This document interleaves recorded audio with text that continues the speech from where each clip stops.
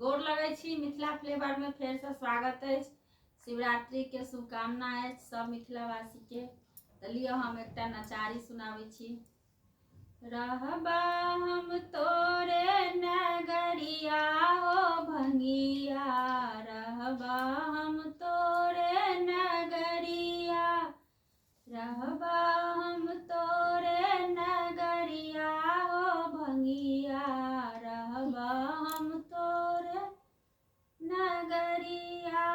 भांगो धतूर पिसी तोरा पियाएब, भांगो धतूर पिसी तोरा पियाएब, भोर साँझ दुपहरिया हो भंगिया, रहबा हम तोरे नगरिया।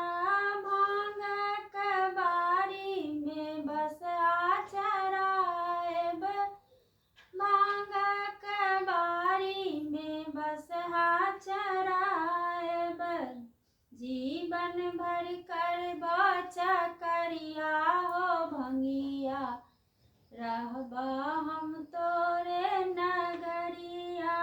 धतूरा के फूल बेल पतिया चढ़ाएब, धतूरा के फूल बेल पतिया चढ़ाएब, चानन चढ़ाएब केसरिया हो भंगिया, रहबा हम तोरे नगरिया।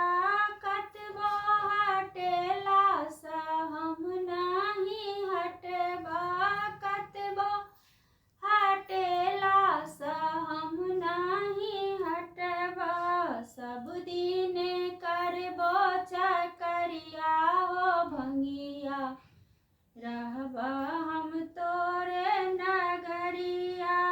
कहियो ने छोड़बा दुआरिया हो भंगिया, रहबा हम तोरे नगरिया।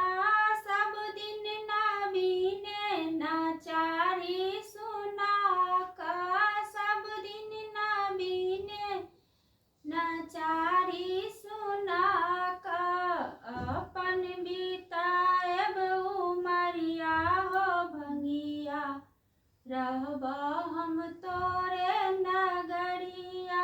नेको अनेको जन्म में बसबिहा, नेको अनेको जन्म में बसबिहा, अपने घरक पछुआरिया हो भंगिया, रहबा हम तोरे नगरिया।